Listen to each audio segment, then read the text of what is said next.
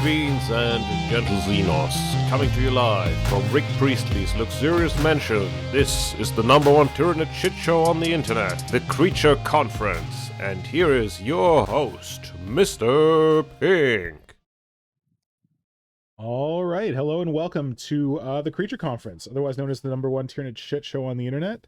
If this is the first Creature Conference you're ever seeing, because we're recording it locally and not streaming it live, welcome.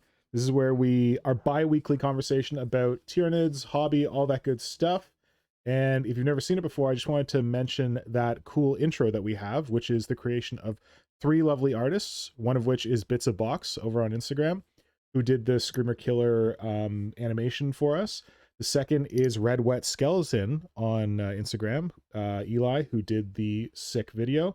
And the third is our own Agent of Chaos, Symbio Joe, who did the lovely voiceover for that video. Symbio, thank you for being such a sexy man with such a sexy voice. Hello, it is me, Symbio Joe, a perfectly normal human and not infected by any alien parasites. Good man. And the other artist that I wanted to credit was the artist who created the art that I put up on the front of this video. Damn it, I don't remember their name, and it was in the last stream that got busted. I'm gonna put it in the description below. I will link to their art. I think his name is Francois or something like that. He made this really cool, it looks like art that was inspired by actual miniatures, maybe like painted over or whatever. But oh, there we go. I've got the busted stream. So the reason that we're recording this and posting it up later is my internet is being not fun.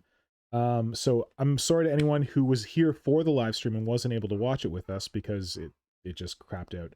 Okay, just to confirm, the art was created by Francois Dujardin. Oh, that's a cool name. And he's Colbo, so like, is Colbo Crow or Raven? I don't know. Colbo over on ArtStation, but I'll link to it in the description for the video. Anyway, yeah, just wanted to plug that. What is it? And yeah, and otherwise, welcome to this hobby chat. I'm joined, like I said, by Symbio Joe, our Agent of Chaos, also joined by Hydra. You want to say hi, Hydra? Hello, everyone. Hello, and Dwarfanage, sorry, not Dwarfanage, Flynnhammer, who is our other usual host for the Friday Creature Conference. Want to say hello, Dwarfanage? Damn it! Hello, Dwarfanage. Hello, Hi, Dwarfanage. Thanks for joining us. Hi. I'm flustered. Everything's going pear-shaped today. I'm flustered. All right, yes, and now let's hear from actual Dwarfanage, who is the little Adeptus Mechanicus wizard behind the scenes, who helps to make sure that I don't break things and tries to make all this streaming video, audio stuff work properly and help me do that. Thank you for joining us, Dwarfanage. Hello, Flynnhammer. There we go. That's the way. Dwarfanage sometimes joins us on our other stream, which we do on the Wednesdays when we're not doing the Creature Conference. But yeah, happy to have you along today. I must say that normally we're joined by Highfleet Moloch, that guy who like convinced everyone to play Tyranids or whatever. Everyone loves him. Unfortunately, Moloch has some stuff going on right now. I think he's okay, but he's just got some stuff going on. He's not able to join us. So I think I overcompensated. And I was like, Symbio, Dwarfanage, can you join us for the stream? We don't have Moloch. We don't have Marco, but yeah, happy to have you all here. Thank you. Well, it needs at least 2 people to replace the great Moloch. Something like that. I don't know. I think you're all pretty great. And you see what happens when you replace him, right? Yes, things just break. Things just go flying out the window. But that's kind of like par for the course for us with our little stream here. We have normally we have 4 members, but then we have an honorary 5th member, and the 5th member is just technical difficulties all the time. So the other thing that we normally do on these streams is, what was that? 5th member's not happy. He thinks we're trying to replace him. That's why we're having all these exactly. We got a new like 5th member in here, and the 5th member is not pleased. So the other thing that we normally do when we start the stream is, as we hinted to in that lovely intro, we come to everyone live every 2 weeks from a room in the palatial mansion of Rick Priestley.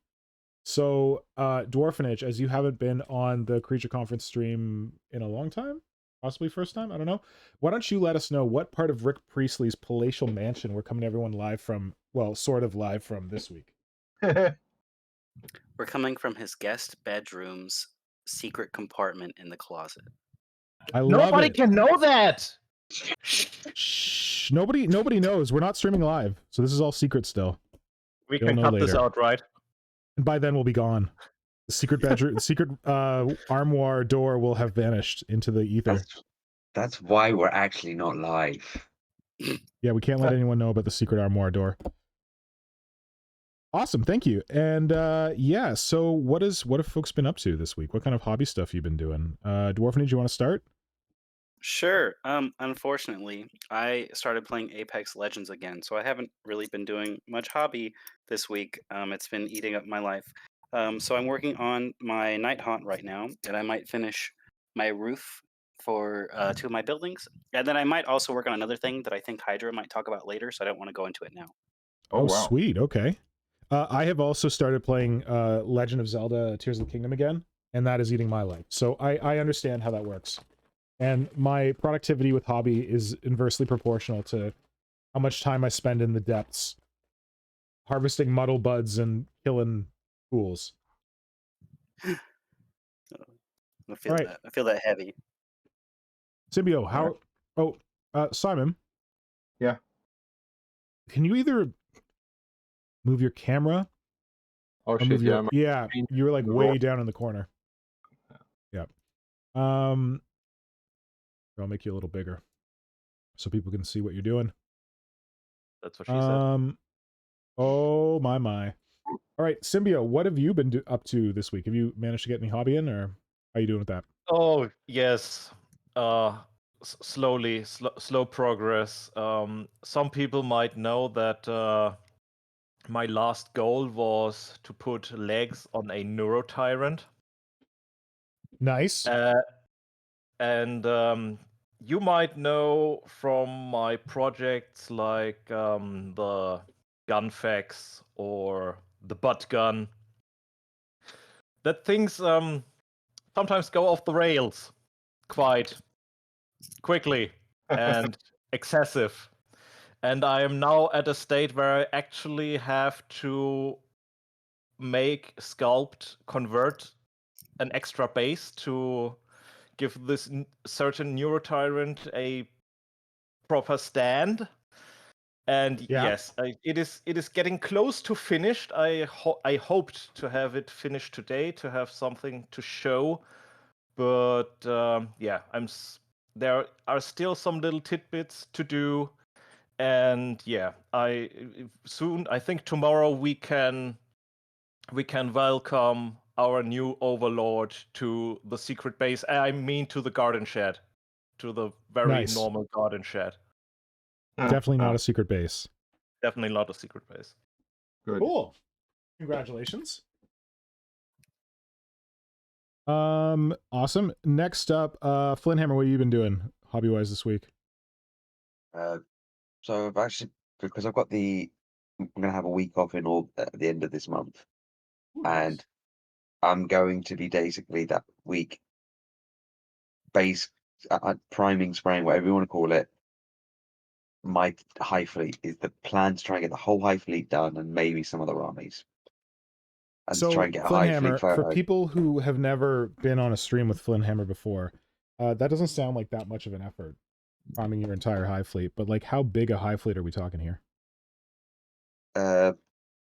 Last time I did a count of the models was about 3 or 4 years ago, and sorry, I am bunged up at the moment. I cleaned my room, so dust went everywhere, so that's why I'm sounding even deeper than normal.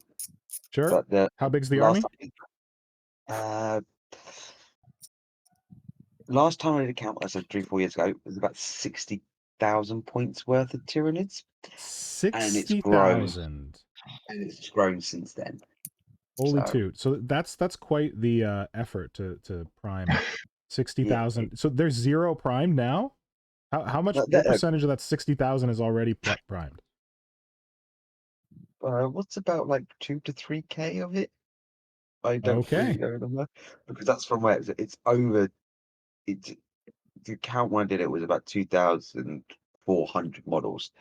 It's definitely a lot more than that. I Yeah. recently have been told that it's hard to get a decent hold on spray primer these days for retailers, and now I know why. I thought it was the Brexit. This is the answer. Because Flynnhammer has bought everything. To You be honest, I'm stockpiled not. it I'm only all. buying 5 cans a month, just so I can get the coin every month. Did you buy the What? faculty? Did you buy the faculty itself where they No, produce that? no, because they only have 12 of those machines, and that wouldn't be enough. Oh my god. So, oh wait, so you like Flynnhammer has like an extensive collection of those like come and buy stuff from us Games Workshop coins. Are those Yeah. all from buying spray primer? So the last 3 or 4 months, it's just been the spray primers. Holy cow. The First other of all, I was ones. worried about you because you spend that much money at Games Workshop because that's a lot. But So the other you've been ones. spending it all on spray primer. So the joy of it is having a sibling who also buys stuff from Games Workshop. Oh, so you guys go So- together, and he doesn't care So I about the sometimes coins. send him to go, can you buy some? Are you going this month? Yes. Can you make sure you spend about this amount so I can get the queen? Or some of them, you go to eBay, you can get it a lot cheaper than spending the 60 quid. But the Oh, you way get the coins off eBay? some people sell the coins, they get the coins and sell Oh, them. sweet. So there'll be like a load of Tyranid. If you wait about a month afterwards, then the coin price drops on them because I'm trying to sell them for like 20, 30 quid and they get them.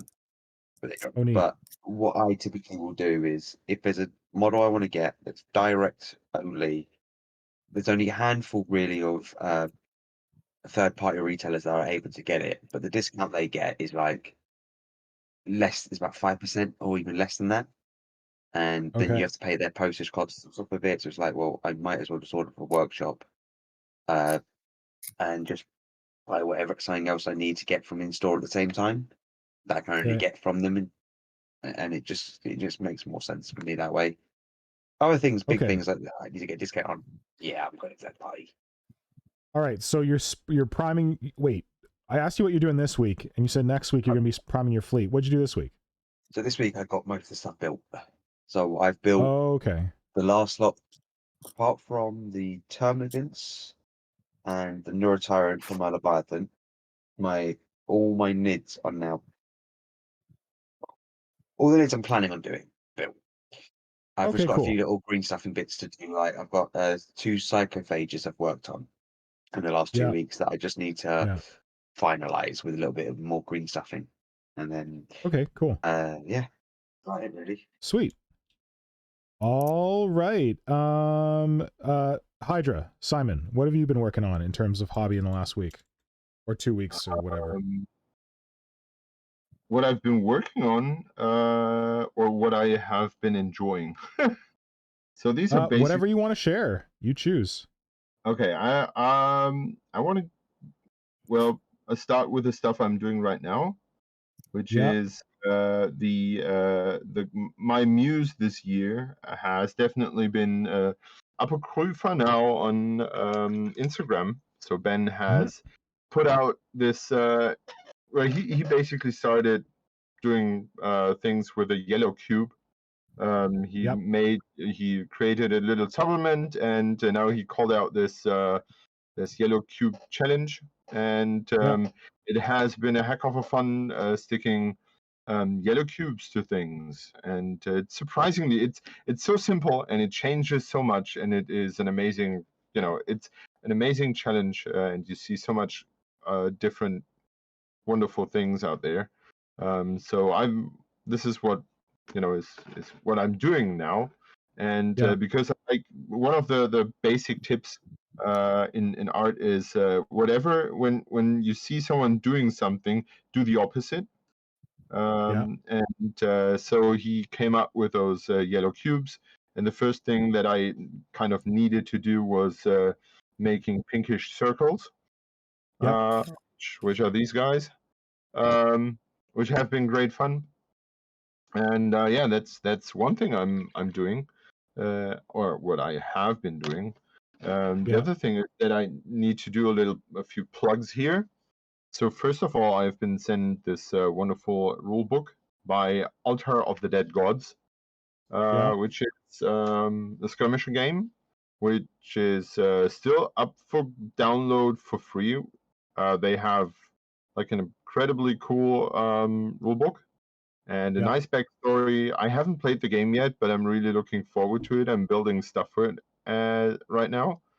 And it goes so far that they have downloadable stuff on their page. For like if you don't have a table for it, you basically need a grid, so you can download and print a beautiful looking grid there. So that has been amazing. I feel like I've been inspired by their work, and they constantly show up on all kinds of cons and stuff like that, and show their game around. But they said that they have been inspired by my work, so this is kind of weird. Oh, great! That's cute. Yeah, and that's why they sent me their rulebook, and I was totally astonished. Next to, I almost forgot. Like, I got some nice stickers and those tokens with their logo, like 3D printed tokens with their tentacle logo on it. Neat. I assume you can use them for the game, and nice little batch. So that was super cool. And yeah, as you all know, who are enjoying this shit show more frequently, I'm more and more excited by indie games, and they are still indies. So if you want to grab that rulebook by now, or if you're interested, go to their website and get that, because you never know if they don't get published at some point by someone. So hint, hint, get the rulebook while it's still there. Yeah, so that was amazing. I got a beautiful parcel showing up from our very own Metal Beardy Beard face, Eric, who sent me some amazing Genestealers, which have been a true joy to play around with. He sent me those McFarlane Toys Genestealers, which are I never had them in my hand before, and they are so freaking huge, and they're so much fun to have around. So that was amazing. Got any plans for them? For now, just toying around. Like he sent me two, like, which is a blast. So he sent me the Genestealer, the gray one, and I think I'm going to keep it gray because it just looks great on black and white pictures. And the other one is the other one is the painted version, and I'm not sure if I find the right paint that I don't have to fear that it's flaking off when I play around with it. I would consider painting it at some point in my colors. But you know who could help you with that? Who? Storyboard Guy. Storyboard Guy is an expert at modifying toys and painting toys.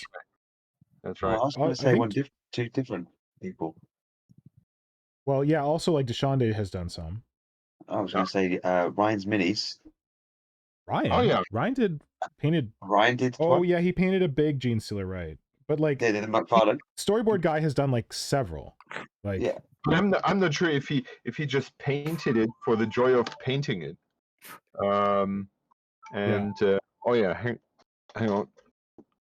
Need to catch a call. Well, Hydra's out. Should I do my thing? Yes. Oh, I'm going to say one thing quickly. What's that? We need to change the drinking rules. It's whenever he mentions a indie game, miniature agnostic game. Miniature agnostic. Instead of just being Frostgrave, it's a miniature agnostic drinking game. Yeah. Hydra, if you've not watched the stream before, Hydra's all into the miniature agnostic games. Used to be Frostgrave, which is a miniature agnostic game, but then branched out to other miniature agnostic games and is now like the champion of miniature agnostic games, having created one himself, not two. One. He created a whole community. Yeah. He created a whole community, but in terms of games, he made apple picking. I think someone else made fishing, right? Yeah, it was Apocrypha, right? Oh, was that Apocrypha? Okay. Yeah, so he created one miniature agnostic game and then has created a whole Discord community. So if you're into miniature agnostic games, actually I think they were featured in the last issue of 28 Mag. Yeah. or Yes, something I like did. that. Yeah. Oh, there you go. There he is. Yeah. Sorry, we were just blowing smoke up your ass while you weren't here. Thanks. Yeah. So, okay, Go ahead. well, the Road of Joy wasn't finished there. I still have 2 more things. When you see that this is this is a gift, and he's standing for a very large gift. I met up with a friend Well, that's pretty cute. who's living in the US by now, so we just see each other every few years. And he was staying with his parents. And when I visited him, he had this big bag, this big plastic bag. Well, he actually had 2 bags. In one, there were toys for me from the US, which I asked him to bring. And the other one was I didn't expect that, and he said, "Well, before when he was leaving for our meeting, his father gave him this bag because he found it in the basement and said, "Well, take this bag with you and see if you can do something with it, or we throw it away." And in this bag was a 2nd edition orc army. What? Cool. And he said, like, yeah, you either, if you can use it, you can have it, or if you don't have any use for it, I just throw it away. And I was like, are you fucking serious? Yeah. So yeah, I have this wonderful word boy here, plus this whole like he was I think he was a pretty snobbish kid. He had all kinds of good stuff that we didn't have, like all kinds of metal things, like the old Scorcher. There was this bike kind of thing with a heavy flamer on the back. So, how many models did you get in that set? From Well, the plastic ones were about 100 plus 100 models?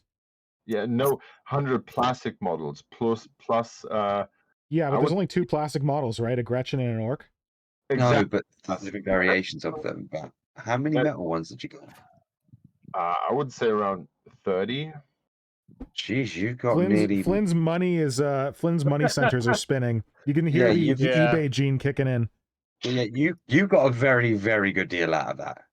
Yeah, especially if well, the weird thing is that I at first was like, oh, I need to, I don't know, I maybe need to paint them all, and then I have a 2nd edition army, and I thought, well, this is kind of weird, and it's a lot, man.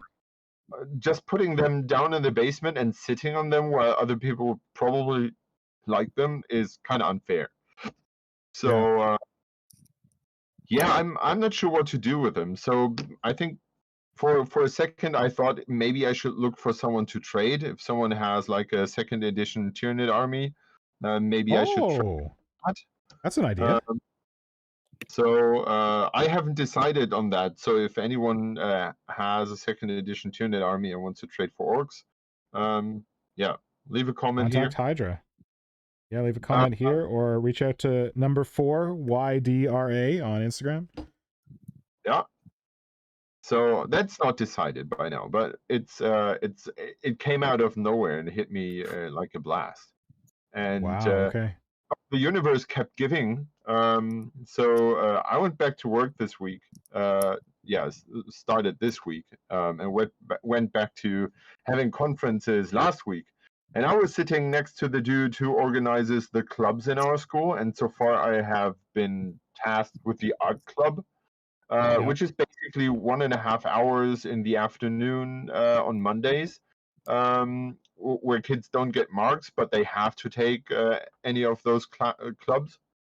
And for now, I did not really care about them. But last year, I had the art club, and I took some terrain that I needed to finish for the weekend with me to the art club because I thought the kids are busy and maybe you can dry brush the bases really quickly, and they were really interested in what I was doing there. So I thought, okay, maybe I should give the idea of mixing work and hobby a shot.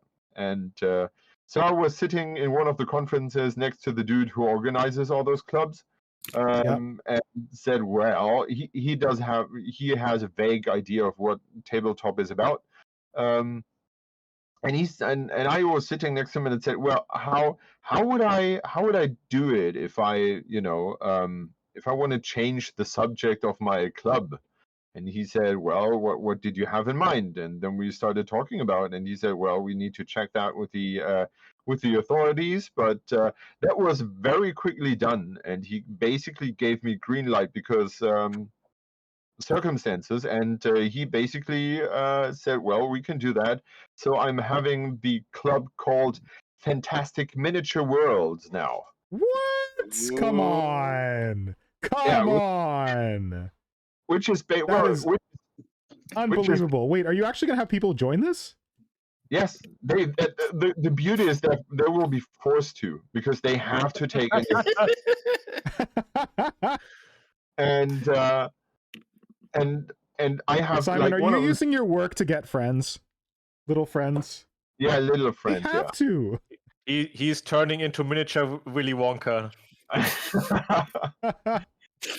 Well, the interesting thing is that I had like a lot of girls in my art club last year, and they were really curious about what I was doing there when I had my terrain with me. And I had like one of my students walk up to me and said like, oh yeah, I want to be in your club because my brother and my father are doing those miniatures things as well, and I want to do them as well. So cool. So they were really into that. But here comes the next challenge, because after I was very very excited about getting this club, I thought, okay, I'm going to build terrain with them because that's building I don't know, a brawler cane table or some ruins. That's not very that doesn't cost very much. And most of the stuff I have here, especially since we had a construction site next door where I got loads of XPS foam from. So I can use that because we are very short on money in those clubs. Because money, and so I had the idea to maybe reach out to a few retailers and see if they can support me with my club. And I did not expect very much. I had very little hopes for anything, but I wrote the email on Thursday morning, and on Thursday evening, I was talking with the wonderful Felix from PK Pro. I just I have this little logo here, so if you want to check out PK Pro, he's basically a home improvement store for hobby things. They don't sell much miniatures, but they have brushes and airbrushes and all kinds of stuff. Hey, my razor saw here is from PK Pro. Exactly. Simon sent it all the way from Germany because they have this nice wooden handle. The only one I could find here had a shitty plastic like clamshell handle, and then this was printed by Miniature Spencer for me to hold the blade. But I think who had this? I think it was Colonel. Not Colonel. Was it Colonel? I think Colonel gave me the file for this or something. I don't know. Maybe, yeah. Anyway. So he reached out to me and said, well, give me a call. And he was like the most supportive person I've ever encountered in this whole hobby section. Like he said, wow. He said, so what do you need? And I said, well, I could use some paints because I have no paints. And he said, paints? Yeah, that's Simon, no problem. You have no paints? Yeah, well, paints. Do you want me to... Dude, do you want me to give you miniature paints? I have too many. I'd happily send them to you. Well, the thing is that, I cannot buy any paints. That's the first point, because I don't have money. The second point is, I want to have paints that I can achieve good things with for kids that are around 10. Oh, 10. Okay. Contrast. So 10, 11, 12, exactly, contrast. Or Vallejo Express. Yeah. And he said, well, he has some contrast paints and he has some Vallejo paints, and then he came up with the idea that Scale 75 has their instant color range, which kind of got blasted away by the express colors from Vallejo, but they still really work well, he said, and because they have actually lowered their prices because the competition in the paint market is pretty I hard. think you said that, and you were like, you couldn't believe that they actually lowered prices. Exactly, yeah. And he said he has good connections to their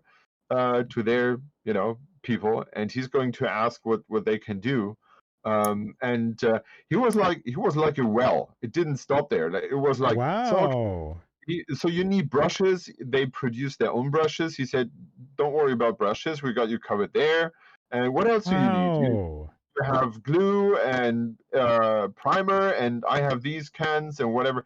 It was incredible. I'm still having goosebumps thinking about this phone call. He's giving this all to you for free? Yeah, for the support. That's amazing, Simon. Wow, I'm really impressed. Way to go, PK Pro. Okay, I was like, I don't know, should we be promoting PK Pro? But now, yes, we should definitely be promoting PK Pro. Also, fun fact, something that came up this week, I don't want to get too far into it. Oh, Jesus. I didn't want to get too far into it, but more bullshit from Green Stuff World. We hate Green Stuff World in this channel for good reason. I made a video about all the bullshit that Green Stuff World has done to the community over the years, and part of that video was them trying to sue PK Pro for selling a made-in-China leaf cutter. You know, like those like hole punches you can get where you take a piece of paper and you put it in, you punch it, and it punches out leaf shapes. Yeah, so Green Stuff World bought some shitty, like, made-in-China, well, not shitty, whatever, made-in-China leaf cutters, leaf punches, and was selling them on their website. And then PK Pro got the same leaf cutters because, you know, they're made in China. You can buy them, like, from AliExpress, whatever. And then Green Stuff World tried to come after PK Pro for selling them. So we know that PK Pro is no friend of Green Stuff World. So I'm more than happy to promote them. And also, Simon, they sell green stuff, don't they? Yes. As I said, they are basically a home improvement store for all kinds of things. They have bees putties and they cover basically every need except for miniatures. You can buy them there. So a lot of people, like, when we talk about how, like, Green Stuff World is trash, and the thing they've been trash about, we'll go into it more on the Work in Progress Wednesday stream on Wednesday, because one of our members actually works in copyright and IP, granted in the United States, but he's got way, way, way more experience with this stuff than I do. So tune in for that on Wednesday when Will is going to give us a little bit of a rundown on his understanding of, like, the shenanigans that Green Stuff World is pulling and how legal or illegal they may be. Like, literally, Will today was, like, on European IP websites, like, looking up random stuff. So he's a champ. So yeah, I'm looking forward to hearing what he has to say about this whole thing. But yeah, so they bought a made in China, that stupid brush rinser thing that everyone's been posting about. Mostly they've been posting about it because it breaks immediately. Yeah, so Green Stuff World bought that from China, and then they tried selling it, and then I think that this place called We Print Miniatures or something like that, they started selling the same thing because, like, you can just buy it off of AliExpress or Temu or whatever the heck. And then Green Stuff World tried to be all, like, big dick with them and come after them for it. So yeah, that's the recent Green Stuff World nonsense. But what I meant to say about that is that if you don't want to support Green Stuff World, and you definitely should not support Green Stuff World, but you're like, where am I going to get green stuff in Europe? Go to PK Pro, because they're in Germany. I don't know exactly how shipping works within the EU, but isn't it, like, not bad? It's not bad, and they ship EU wide, and I think I heard them saying that they are one of the largest, the largest EU-wide retailer for stuff. Well, there you go. So there you go. Yeah. There's your option. If you don't, no, not if you don't, because you don't want to support Green Stuff World because they're trash, go to PK Pro, because they do amazing things, like support hobby clubs for kids in school. Like, how cool is that?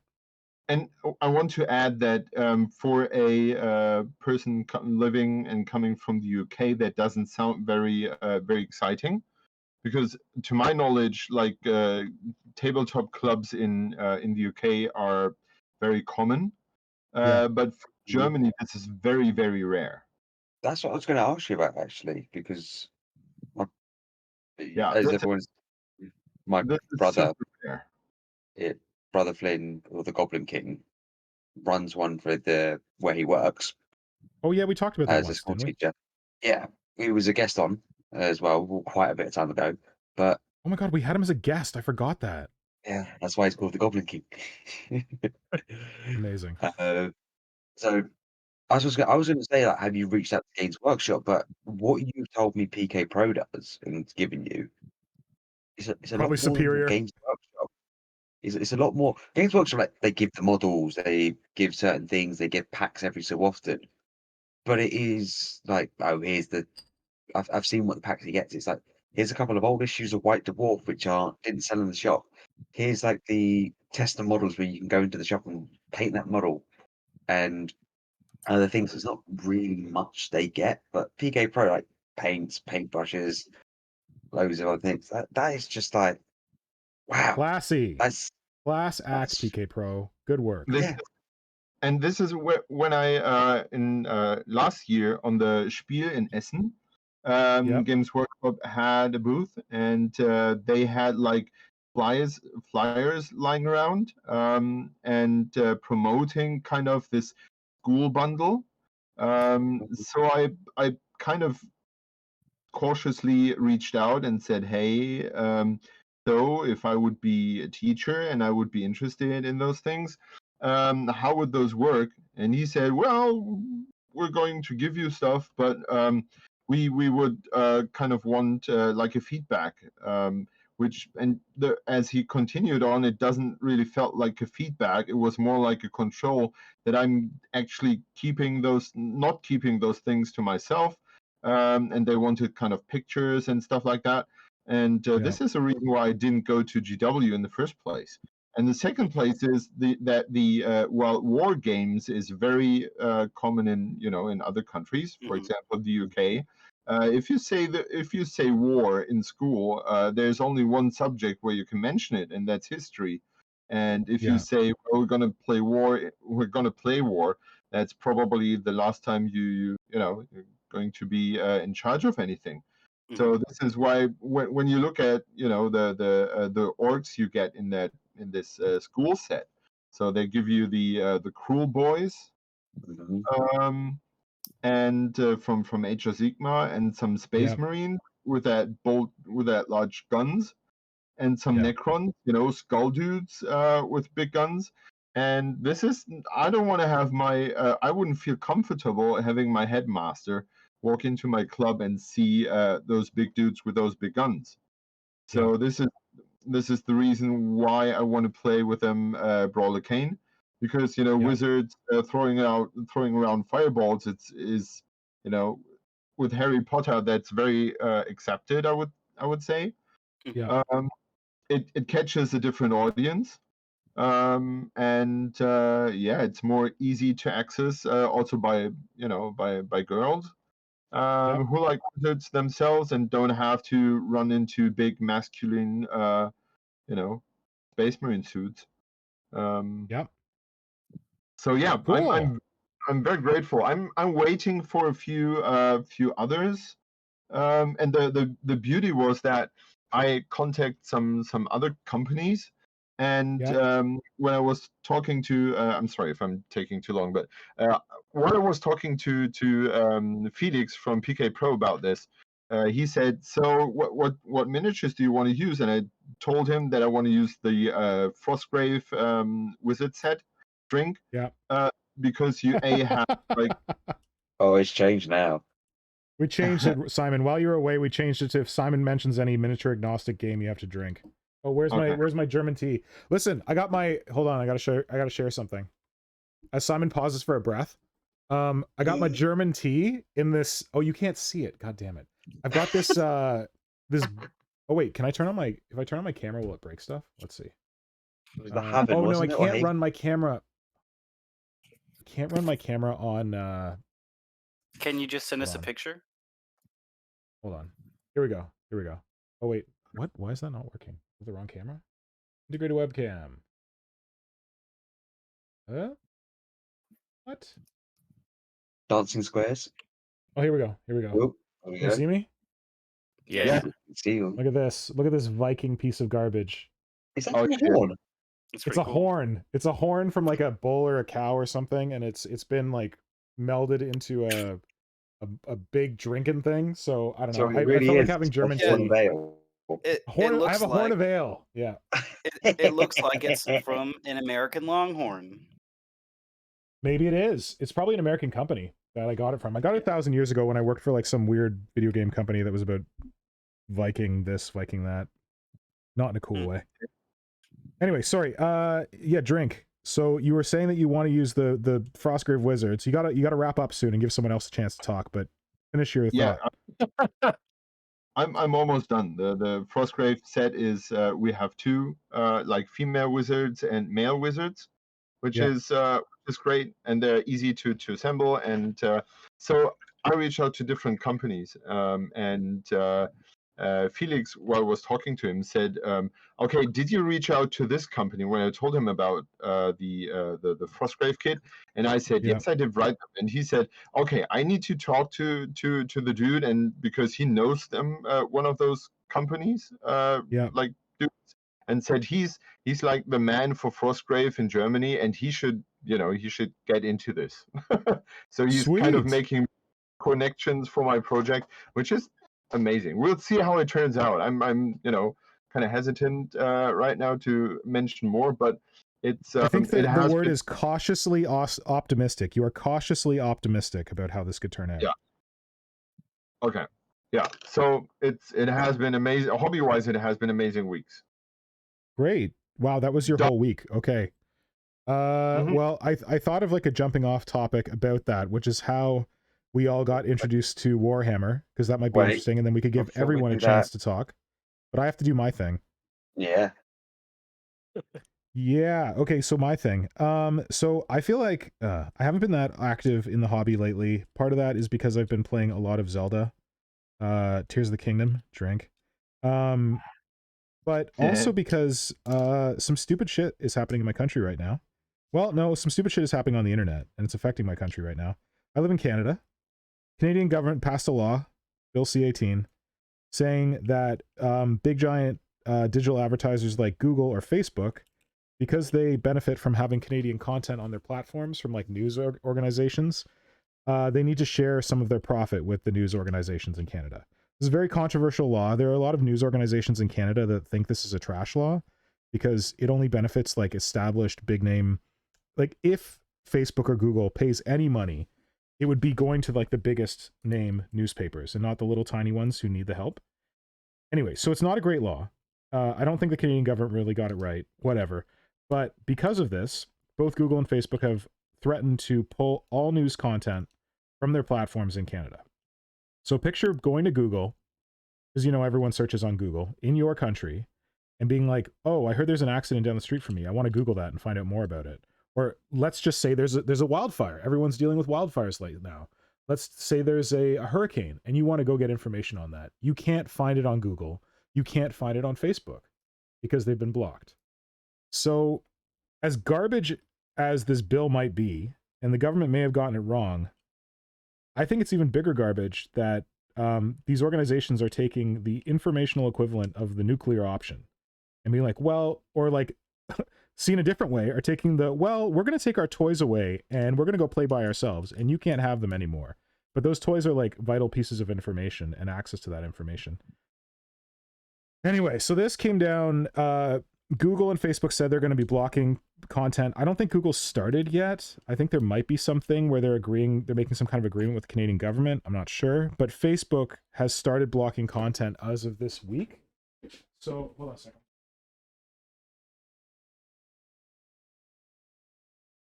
This is so fucked. So now it's the case that if I go to the Facebook account, the Instagram account, whatever, of the Canadian...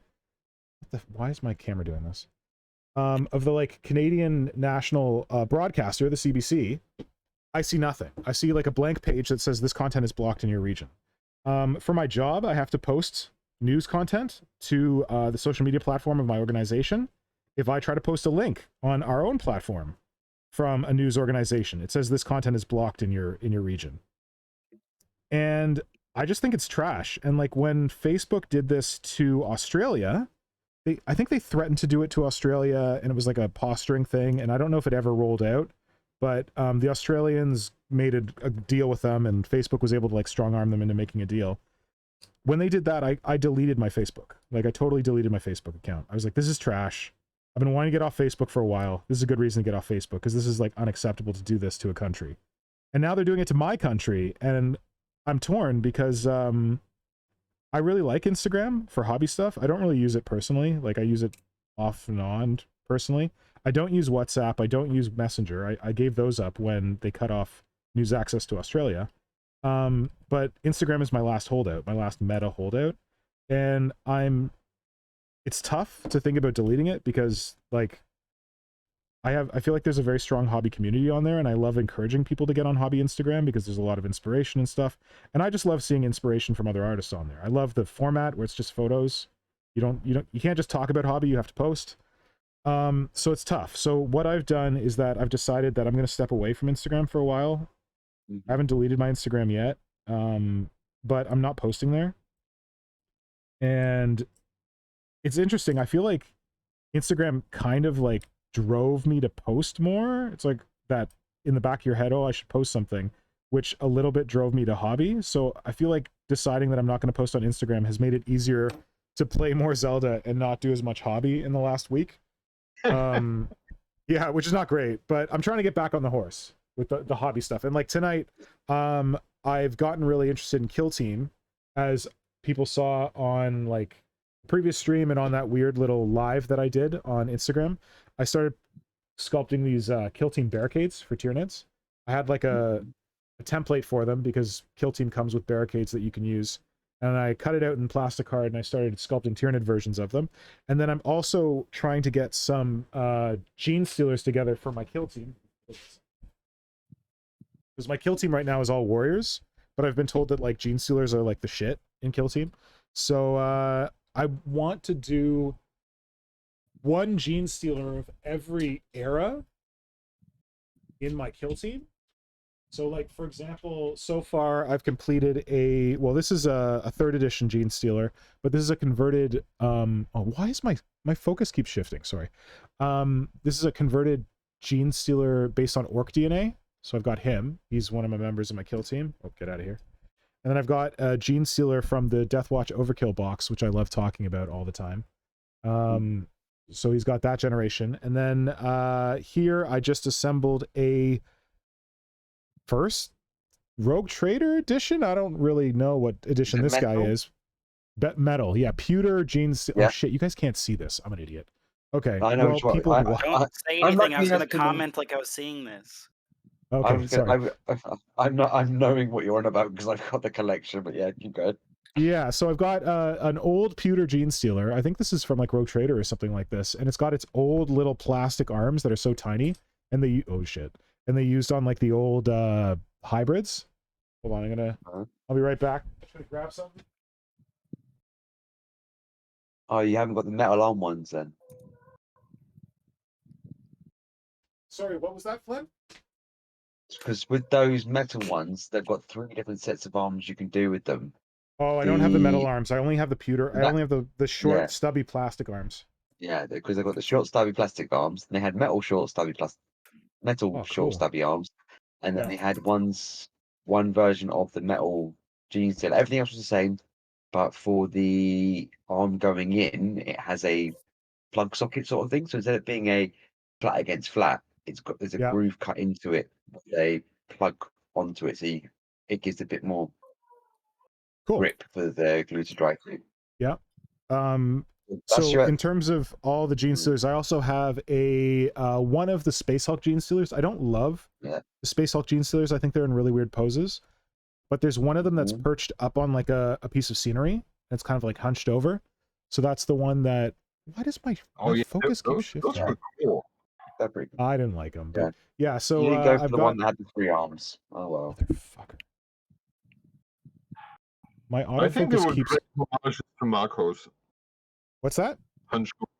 I think those Space Hulk Genestealers sitting on the piece of terrain were great homages to Marcos. Hunched over. Interesting. Which are basically the same pose. Yeah, you're right. I didn't think about that. Yeah, so I've got that guy, and then I've got a Eldar Genestealer that I converted at the same time I did the Orc Genestealer, but I didn't paint it yet, so I'm working on painting that now. I took off I had a big long tail on it holding a Tau guy. I thought it looked awkward, so I took it off, and now he's just got like a little stumpy tail. And then one of my most recent ones that I created, I got a Kroot Genestealer, which is kind of fun. So you're still missing from that quality in the plastic Rogue Trader version. The Okay, original listen, Space Flynn, I'm not doing like the museum. That's the only one. That is the only one. Okay, sure. All right. I don't have those. So if you have one of those you want to donate to my cause, you go right ahead.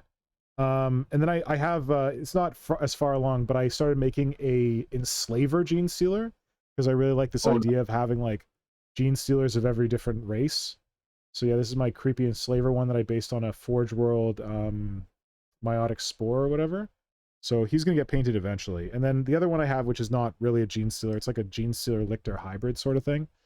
Skinny Boy, inspired by Barghest, who's awesome. So this guy he has a decent amount of green stuffing still left to be done, but he will be my Genestealer leader whenever I get around to that. But yeah, for now I want to make sure that I can field 5 painted Genestealers. So I've got the Deathwatch Overkill one, the Orc one, and then I'm gonna have the Kroot one, and the Eldar one, and the Kill Team. No, sorry, the Pewter. No, what's the word? Space Hulk one. So the pewter one I'm working on right now, but it's I'm gonna prime it soon. It's still assembling, but I've got 3 of these other guys further along in their painting process, so they're probably gonna come out first. Would you be adding the new Genestealer when it comes out? Yeah, certainly. Because I think I will have 1, 2, 3, 4, 5, 6, 7, 8, 9. Yeah, so I'll have room for 1 of the new Genestealers. Because I think you can have 10 in the squad now, right? It's 5. It's 2 sets of 5, but yeah. Yeah, for Kill Team, yeah. So I can add another one to the other squad or whatever. One of the new ones. Anyway, so yeah, that's what I've been up to, and thanks for listening to my rant about meta being a piece of crap and swinging their big data dick around and making it so people in Canada can't see news, because that's trash. Suppression of information. There must be some sort of law against it. Yeah, I don't know. It's digital. They can do whatever the heck they want. They will say that the Canadian government. Huge long conversation. Yeah. What's that? I said I think this could be a huge long conversation, and it's all related to different countries' laws. Because they wouldn't be able to do that to like the United States government, because the United States government would be like, okay, you want to strong arm us, and then they would send in the FBI and the IRS and just raid all of Meta's taxes, shut them down, pass laws to completely hinder Meta's operations, because like the US has the type of ability to just do that, whereas like with Canada, like they're not really headquartered in Canada and stuff. They're using Canada as like a little small fish victim in all of this. And like the stupid thing is that like I've read things where like American lawmakers are like, yeah, Canada, stick it to them, stand up to Facebook, and we're like, shut up. Like, I think that there's talk that the US might pursue something like this, but I don't know. But yeah, they're like, oh yeah, stick with it, Canada. It's like, no, US, why don't you actually like take action on this and like lead the way? If this is what we want to do, if we want to make sure that they have to contribute like some of their advertising revenue to people who create content, like if the US did it, they'd have to do it. Like there'd be no question. So it's just kind of rich to have American lawmakers be like, good luck, Canada. It's like, go get him, sport. When it's like this little kid fighting this giant bully, and there's this giant, huge dude standing there being like, yeah, you're going to do great. Like, that's basically the Americans. As you say, Dwarfanage, they could... I mean, that's my society as a whole. Pick yourself up by your bootstraps, buddy. Exactly. Yeah. Yeah. And it's a bit like... it's a totally different thing, but Canada and the US asked Canada to detain this like Chinese national a few years back in Guangzhou, and yeah, so we did. This was under Trump or something, and we did it, and then like China was like, okay, and they like detained 2 random Canadians for years. And like this woman, Meng Wanzhou, she was like detained in her house, like she was under house arrest. She lived in a mansion in Vancouver, like she was fine. But these guys, these Canadians who got detained by the Chinese, like in retaliation, they were in a cell and like they could not see their family. They could see their representatives only like very briefly. Like anyway, so there's a history of America being like, yeah, you guys go for it. But I know that was a totally different thing. That's another story. Sorry, that's the end of my rant. And totally understandable. Totally Well, yeah. understandable. It's raging. So if you don't see me on Instagram, that's why. But I'm on many other things. Look, if you're watching this, you know I'm on YouTube. Thank you for coming to my YouTube. That's amazing. I want to maybe post more stuff on YouTube. Making videos takes a long time, so that we'll see about that. But maybe I'll like use my community page to post like model work. I also have my Patreon, which you can follow me on. And then I am gonna post. I created a Blue Sky account. I don't know if anyone has Blue Sky. It's like the Twitter replacement. Oh, I already got pissed off at Twitter. I'm not posting there because Elon Musk is a moron. But sometimes I post on Reddit. I don't know. There's other options. I was watching the Wednesday streams, and you mentioned about the interview with our very own David Attenborough of Tyranids. Oh yes, Bargeist. Yeah, I was working on that, but it needs a lot of editing still. Oh, I am actually looking forward to that one. Oh, good. Yeah, I asked people on my Patreon like what video they want to see next, and like it was kind of like a split between like videos on converting Leviathan models, history of the Carnifex. Some smart people were like, work on whatever video is farthest along. I'm like, you are smart people. Because I've got a couple of sculpting tutorials half done, like one on how to store and buy green stuff. Oh, wait, I didn't need to carve that one down. Damn it. And another one on sculpting Tyranid vents. Yes. The continuation of how to sculpt Tyranids. Yeah, so I gotta get to those eventually. But yeah. Anyway, now that we've been through like the whole like weekend hobby stuff, that took a lot longer than I expected. Since Simon was talking about like getting into the hobby and like maybe not getting into the hobby, but like having a club at school that like introduces them kids to the hobby, maybe we should go around and talk about how each of us got into it. But keep in mind that there are 5 people on this call, so we gotta not wax poetical too much. But I'd like to hear a little bit of a story. And since Simon and Flynn have been talking a lot, let's start with Symbio Joe. Symbio, you want to tell us about your experience getting into the hobby? How did I get here? Well, it was back in the day. It was 1997, and honestly, just instantly starts waxing poetic. Oh no, waxing poetic. I mean, like, don't take too long. Wait, was it actually 97? Because that's when I got into it. Yes, it was 97. Sweet, we're hobby twins. You know these posts I made last year about being 25 years in the hobby? Oh right. It was all a lie. Yeah. It's X Factor. I just started yesterday. I'm from the past, future. No, I don't know. Okay, it was Quantum Leap. It was 97. One of my friends in school showed up with a little pamphlet where the 2nd edition orcs were shown, and the Space Marines, and a creature I saw before, and that was a Genestealer. Ooh. And I did saw that in a computer magazine. Ooh. And I don't know why I obsessed over that model. And I was like, oh, that is a model I can play. And he was, and I am at a very large school, which means we occupy. My school at the time occupied other schools to have more classrooms. That sounds really ominous. You occupied other schools. You just like rolled up. You're like, this is our school now. Kind of sortish. I don't know how the situation is right now, but well, it was like that. Okay, what I'm going at the moment, I did not know where that was, and actually, the friendly local gaming store was in the same street as the main building of my school. Oh Jesus! How comfortable. So yeah. Long story short, this very friendly gaming store became my living room for my, since I stayed in school. And yeah, I started with 2 two friends from school and Yep. connected to the local gaming scene. And yeah, one is still into it. One fell off the edge. I don't know what he is doing now. Yep. And that was my way into the hobby. And I am part of a gaming club now that started 1 year before all the COVID shenanigans started.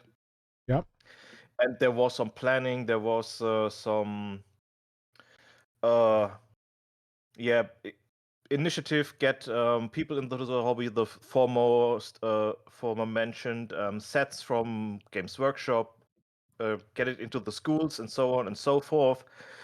That all got cut short by COVID, and damn. after that, the treatment of the tabletop part of this hobby club, because they are all trading card games are in there too, by the responsible people, did rub me the wrong way, so I did not invest in that all too much. So I'm not recruiting right now, I'm not spreading the virus, but maybe I will someday.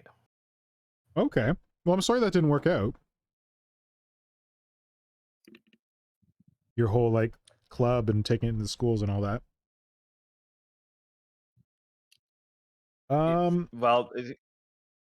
Yeah. It also is the marketing model of Games Workshop right now, where I do not feel confident to put that on little children. Yeah, that makes sense. The last time when I was asked if I play tabletop games, and my answer was yes, and you should not. Yes, because I'm and neither spending should way you. too much. I spent way too much money. It is great, the painting and modeling part is great for me. I wish I could deep dive into the skirmish part of it, Yeah. as our dear Simon does, but that is not possible right now. Or, well, I have this great project running with 2 other gaming club members where we are doing our own 40k rules and still testing Ooh. it, and very successfully testing it. And Good. yeah, that is my main focus right now, but that might change over the years. I might be around for a few more years, I guess. So yeah, so. that's my story. Nice. And what was the first model that you ever painted? Yes. Or first Tyranid, or first model, or what was the first one? Genestealers. I saved my pocket money and I bought a box of 2nd edition plastic Genestealers, and I painted these them blue boys in colors that were supposed to be used on pottery. Oh, this is another story that we could all tell. What was the first stupid, like, bad paint you used? Yeah, I still have some of them, and yeah, I don't really. I am not really a person who strips miniatures down and repaints them. No, me neither. Forget that. And yeah, I don't know if I have made a post somewhere on Instagram where I show off my very old painted one. I have made a reel where you can see those 2nd edition plastic Tyranid warriors. Those are painted. The red is the one of those pottery colors, and the blue, if you want to see how that turned out. And the Carnifex in that video is I started with Games Workshop colors. Oh, okay. Yeah. Sweet. Thanks. Okay, Dwarfanage. How did you get into Games Workshop hobby? Or hobby, or whatever? So I first learned of the Warhammer IP through the Dawn of War games when I was a kid, and Nice. I had contemplated doing the miniatures, but it was like really expensive. So I just kind of like looked at this guy's Tumblr where he did the Egyptian Chaos Space Marine guys, Thousand Suns. Thousand Suns, yeah. And he did like his conversions with like Tomb Guard and stuff. And I thought that was pretty cool, but I never got into it. I decided it was like too much money. And then in 2016, as an adult, my best friend was really into Total War, and the Total War Warhammer game came out, and we started playing that together. And then we were all like, me and him and one of our other friends was like, let's start getting into minis. So I more or less started sometime late 2016. And then they all gave up after painting like 10 models. Like, man, it's too much work. Yeah, so I haven't really been in the hobby all that long. I mostly do like fantasy miniatures, especially vampires, as you guys know. But some people might not because I don't ever post anything. I just like talk about stuff. And I actually, fun fact, I hated vampires for a really long time. I thought they were like super cringe because of like the Twilight movies and Underworld. Wait, you hated which I know a lot- vampires in general, or you hated Games Workshop vampires? Just vampires in general, like you hate clowns? I didn't know of Games Workshop vampires. Yeah, okay. Until like 2016 or whatever. So like most vampire stuff, like I thought Dracula was like kind of cool, but I kind of like thought everything was kind of just like cringe as a whole. And then like they really turned me around, so now like all I do is undead stuff. Like I always liked like skeletons. I always thought skeletons were cool. But like vampires in media were always kind of meh. And then it was oh hey, here's what vampires should be. It's just these like crazy nobles who just like mess stuff up all the time. Yep, and that's about it. My first miniatures what was the first miniature you painted? The old Chaos Warriors, because the kit was really cheap. I actually like always keep that one like kind of in front of me. Like it's not terrible, because like I followed like Duncan Rhodes painting stuff at the time, and but the base is like a square base. It's got like just some texture crap slapped on it. Looks funky, but it's not that bad. But yeah, and then the other person who got me into the hobby was you. Me? Yeah, because I was like, man, I don't know. When my friends were like talking about it, and I was like, well, I kind of want to do my own stuff. And I was looking around, and I saw your blog, and I was like, oh shit, this is so cool. And went out and bought my epoxy stuff, and yeah. Awesome. Well, that's good to hear. Okay, thanks. Flynnhammer, short and sweet. How'd you get into the hobby? My brother got the Battle for McCrag box set when it first came out, and as all younger brothers get, here, you take the non-Space Marine army. Oh, bullshit, man. I was like, I'm taking the cool Tyranids. Younger brother, you take the boring Space Marines. You're the exception that proves the rule. There you go. So, yeah, I got the Tyranids, and say the rest is history, because my first color scheme was just I think I was 8 at the time. It was like I want to paint with everything, and I literally painted with every color my brother got, with a little stripe here, a little dash there of the color. Rainbow Literally Tyranids. a line on the model saying like it's camouflage, and I was like, then like about 6 months later, I realized that's no way feasible way to paint it. So just went straight over them with a dark green on the skin, red on the carapace, blue on the claws, and I was like, yeah, I like that. I must have watched Shrek recently because of Red Flower, Blue Thorns, or something like that. It must have been me in my head for it. But yeah, that was basically how I got into the hobby. Not dragged kicking or screaming. Just like, hey, you want to look at some cool models? So you hadn't had any exposure to it before your brother got them? Well, I think I kind of did, but not realizing I had. So my nearest Games Workshop was at one of the town centres near where I live. And whenever we went into the town centre, sometimes my mum would bring us to the cafe. but the Warhammer store, the Games Workshop store, was on the way to the cafe, and they always had like the Lord of the Rings dioramas in there, and like we always looked at it. They had the bit with Frodo, Gollum, and Sam at Mount Doom. That whole scene they had in there, and the rotating bits. We just watched those bits down. Nice. And it was like we didn't even realize the Space Marine stuff. We was looking at Lord of the Rings stuff because we had There's a seen lot the of Lord of people the who Rings got films. brought in through Lord of the Rings. I've heard that a lot, where people are like, "Yo, I love Lord of the Rings," and then they made these Lord of the Rings miniatures. I'm like, "Oh, that's kind of cool." Never bought a single Lord of the Rings miniature. Yeah. But I've seen the. It was just the one of the things that I remember seeing that at the store and then realizing after going in, oh, I remember seeing that when I was younger. Oh, that is the same thing I saw when I was younger. But yeah. Cool. Awesome. And the first one you painted was a Tyranid? Genestealer. Or a just like Termagant. Symbio. I can't remember which. It was something from the Battle from McCrag box set. I can't remember which one specifically. But it's definitely a Tyranid. Sweet. Awesome. Thank you. All right, Simon, what's your intro story? I just looked it up.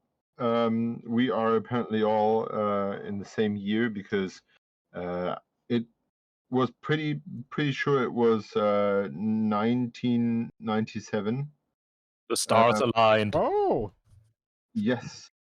I did not have any idea what year it was, but I have one easy way to find out because I went into the movies, which was a very exciting thing for me to happen because the town I grew up, there were no cinemas.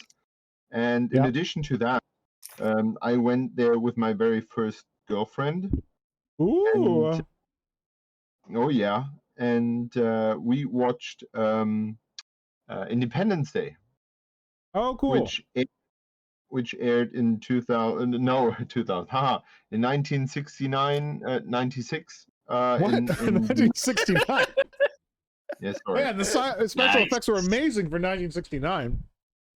Yeah. Blew Star Wars out of the water.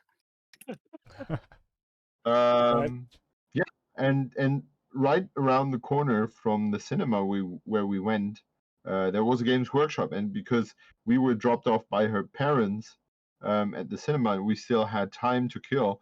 We walked around and basically just turned around the corner and walked a few steps, and there was that store, and I was standing in front of it and was like, "Oh shit, what's that?" Need to go inside. Picked up one of those. They instantly started talking to me, and I was very bewildered by that. And I was like, "Wow, this is very intense, and I need to get out as quick as possible, get away from these talking men." But the stuff they have there is cool, and so I got one of their little leaflets as well. Yeah, and I took that home with me, and after I had a clear head again, I could look and marvel at those pictures. And the next thing was that I wanted that box for Christmas, and then I got my second edition box for Christmas because it was, I think my parents got away cheap there because they had a present for me and my brother at the same time. Yeah. Because we got the starter box, he got the orcs, I got the Space Marines. So Blood Angels were the first things that I painted, and I painted them with my father's model colors because he apparently, I forgot about that, but he apparently had built some airplanes at some point. Cool. But I never saw him doing that. I cannot recall that, but he had those not oil colors, but they're very glossy. What's that? Enamel? Yeah, probably. Maybe yeah. lacquer. Yeah. Yeah, lacquer. So yeah, those were my first Space Marines were lacquer and smelled like hell and dried for hours. Wow. Cool. Yeah. And that was the first thing you painted, Space Marines. Yes, Blood Angels. Right. Everyone paints a Blood Angel.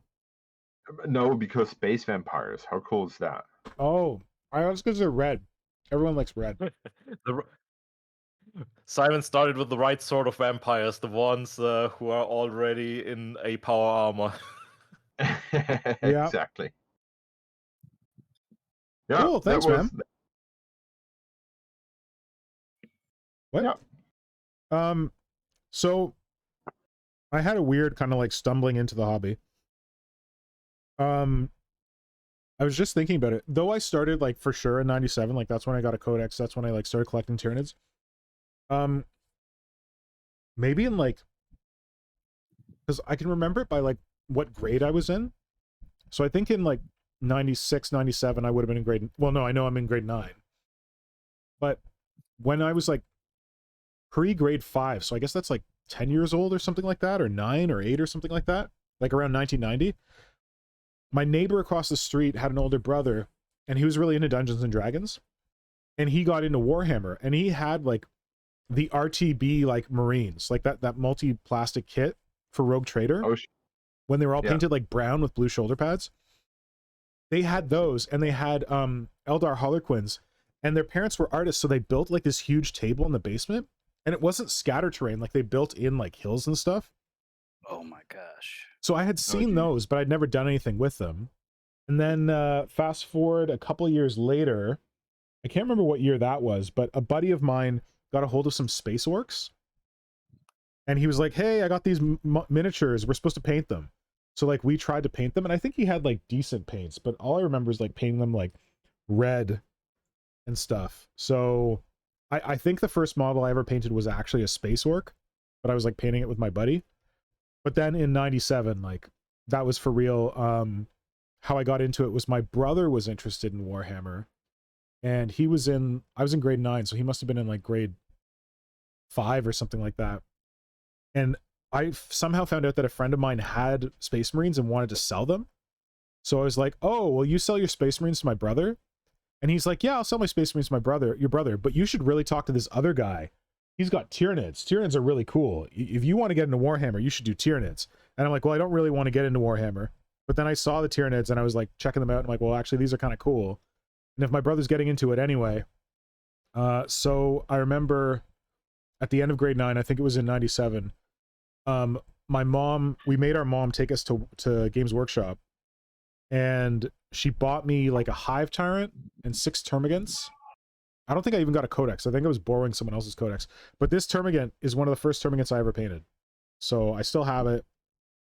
It's mostly red. Some really heavy black lining. The carapace is interesting. I don't know how I really managed that. It might have been flesh wash or something like that. But it's pretty rough. And then here's a Termagant that I painted from Leviathan. For that whole thing everyone does on the internet where it's like, ooh, here's 97 and here's 2023. I think I could probably do better than this. This is like a quick and dirty Termagant. But there you go. You've done, Full circle. You've done the meme of where I started, where I am. Yeah, you've done the meme of thing. where we started, where I am. Something no, but like that's that. brilliant for hobby painting, because it just shows you like you've progressed. So if you look at someone who's started a painting 6 months ago, and now they look at themselves, they don't see the change. But if you show them their two models next to each other, they see the change. And also, you probably don't see a lot in 6 months, but after a little longer. Well, depends on like how often they're painting and all that. But regardless, we will see how much you see after a couple of weeks.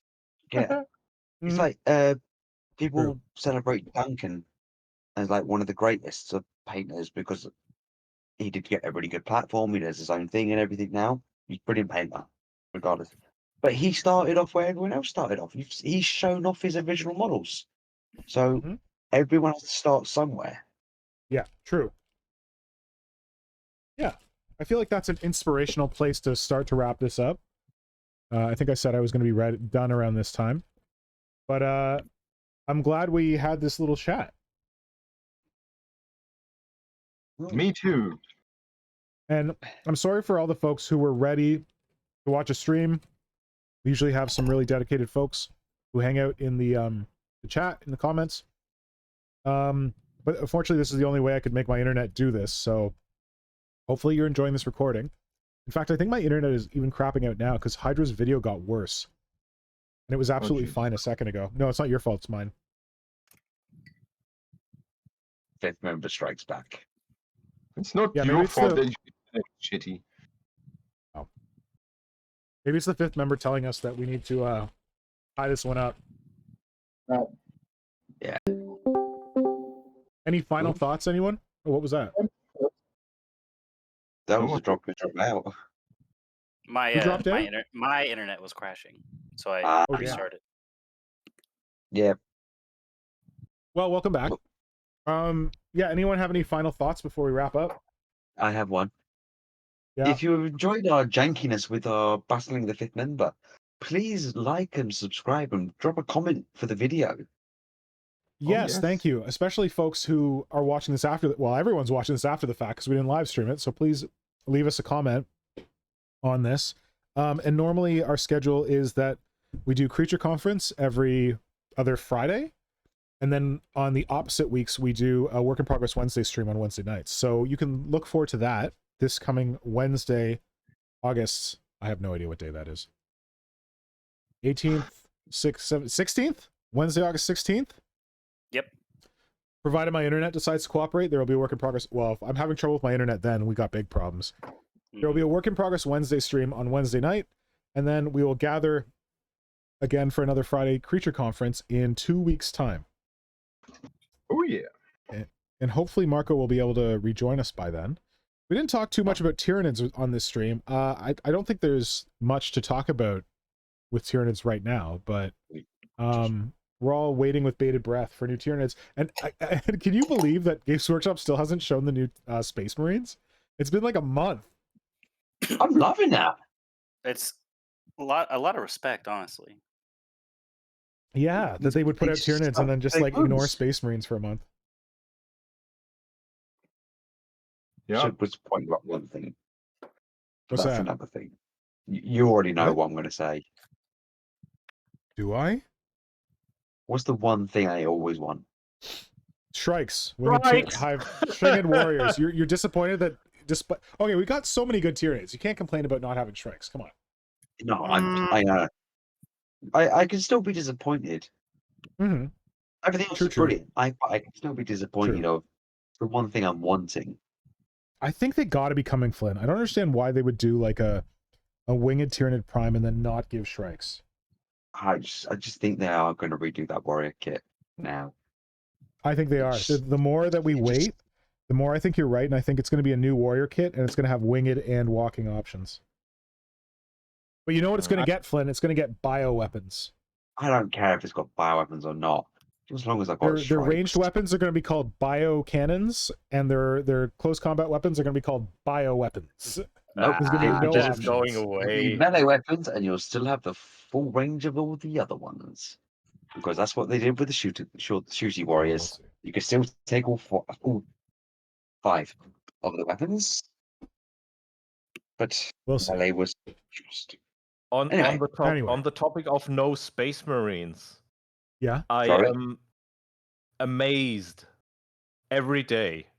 Yeah, nearly every day on Instagram how many paint jobs I see, and before that and the time around.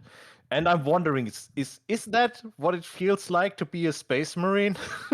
Oh, you mean seeing all the cool Tyranid stuff? Yeah, to have all the premium painters catering to you all the time. Dude, Is you're that so the feeling? right. You're so right. You're so right. This must be what Space Marines feel like. To see all these amazing cool models, cool conversions, cool paint jobs from all the wicked Tyranids. You're so right. Good observation. There is one thing I wanted to say.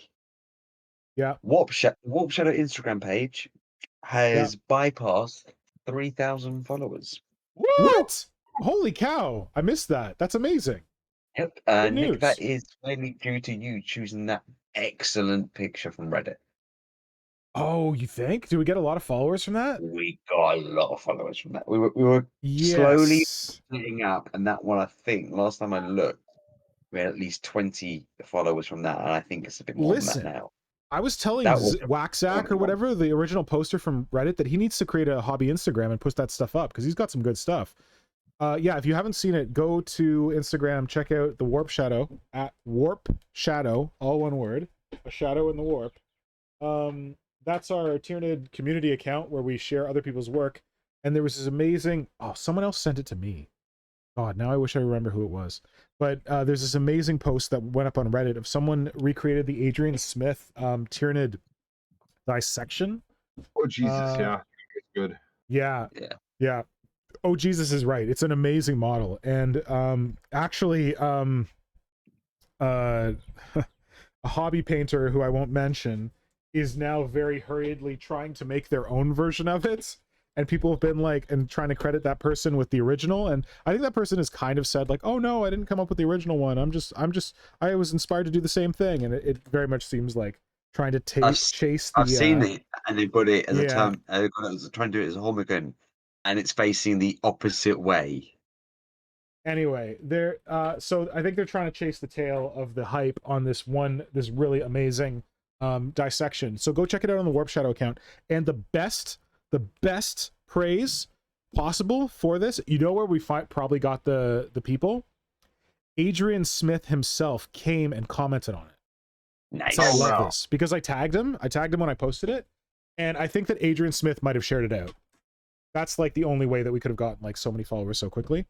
Because it is a very like faithful rendition of his very iconic art. So yeah, I said to the guy, I'm like, hey, you got another one of these in you? Because like you should send one to Adrian Smith. And he's like, no, I don't want to do the same thing again. I want to move on to something new. I'm like, okay, cool. Oh, is that the person who commented to the response of Adrian Smith? Yeah. That's the original artist. That's the original artist. But Yeah, cool. Okay. I checked. He doesn't have a hobby page, a hobby Instagram yet, but I've encouraged him to start one. So we'll see. But he does all kinds of stuff, I think. For now, you can find him on Reddit. Yeah. That was brilliant. I'm glad you posted that. The only bit is, I had posted like a post about. Yeah, whatever. Who cares? Who cares? I noticed it was fine. I noticed it afterwards. What you see, Flynn, is that doesn't matter. Like, you're not supposed to do that, but apparently if you have good enough content, Instagram doesn't give a crap. And then that's why I'm leaving it 3 days between posts now on anything I post. Don't think too much. If you see something cool, just put it up. Oh yeah. Oh no, the other one I want to talk about is the Brogue I paint very, very quickly. The what? The Tyranid. Oh yeah. Be quick because we got to wrap this up. It was like you were like, oh yeah, post this one. I was like, yep, I have got this prepared already. And it was just like, someone sent it to me. They're like, have you seen this? I'm like, yeah.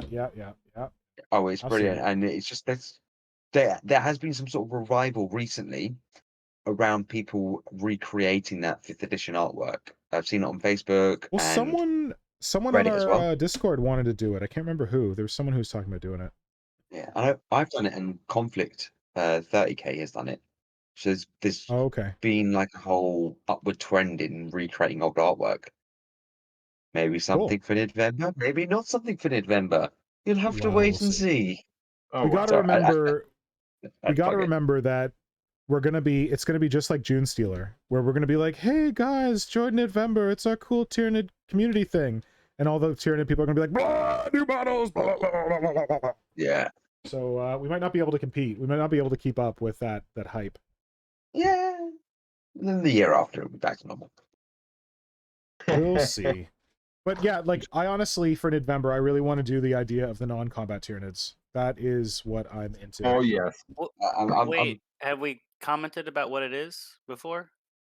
Well, Flynn keeps changing his mind. No, I've got 2 things I'm doing for it, just to bring it all into one, so it's a bit more expanded. Like it's what we're doing for it. We're gonna have a conversation and we're gonna agree together what's going on, right? Yeah, there's the non-combat is there 100%, and I want to throw in Tyranid terrain as well. So you've got the whole bit. Oh, that's non-combat. That's a good point. Exactly. So my whole idea behind it right now, I know we're 3 months away ish. It's Ogrim has been taken over by the Tyranids. What has happened since they have fled the planet? Interesting. So you've got the new creatures created to help digest the planet, and the tyrannification of it. So you got your digestion pools and all those things. So it's a lot more open. So a lot more free flowing for people rather than just being, I've got to create a Tyranid monster. I can create a Tyranid structure. Yeah. Cool. I like it. That Cool really idea. Yeah, sounds so for people who are not familiar, who are watching this, on the Warp Shadow account, we do like community events every so often. In June, we do Genestealer, which is celebration of all things Genestealer in June. And then for November, we try to do Nidvember, which is celebration of all things Tyranid in November. And it sounds like we might be having brand new Nids to celebrate with when November rolls around. Oh. What were you going to say, Simon? Nope, nothing. Just I just thought that it's a cool idea. Cool. Yay! Well, you've always been really good at doing non-combat Tyranids, so I'm keen to see what you might come up with. I hope Oh you yeah. participate. Oh yeah. Yeah, and if High Fleet Moloch's life settles down a little bit, maybe he can participate too. That'd be awesome. Oh, that's true. Because he's all about terrain these days anyway, right? Yeah, good Oh, point. I Unfortunately, feel like there was yeah. something else I wanted to mention, but I can't really remember what it is. Anyway, yes, if you've enjoyed this random ramble, please like and subscribe. We focus a lot on Tyranids. We'll be talking more about Tyranids in the coming months as more Tyranids show up. And yeah, you can look forward to that on these little creature conference streams or on our Work in Progress Wednesday streams. But we'll look forward to having you then. But I'm going to have to wrap this up because it's getting kind of late. Yep. So let's all say goodbye, friends. Starting with Good. Dwarfanage. Bye, everyone. Bye, sir. Thanks for joining us. Symbio. Goodbye. I am not watching you through a secret room. You creeper! Where are you? I can feel you. I can feel your eyes on me. Right behind you. Flynn? Bye-bye. The guest bedroom has no rooms. No extra rooms. Creepy guest bedroom. Bye-bye. Thank you. And Hydra. I'm good night, and I'm gonna get some boards and make sure there's no secret door in my bedroom tonight. Good plan. All right. Thank you all for joining on this. Sorry we didn't have a chat. We'll hopefully get the chat back next time, and we'll talk to you again soon. Bye. Bye-bye. Bye. Bye.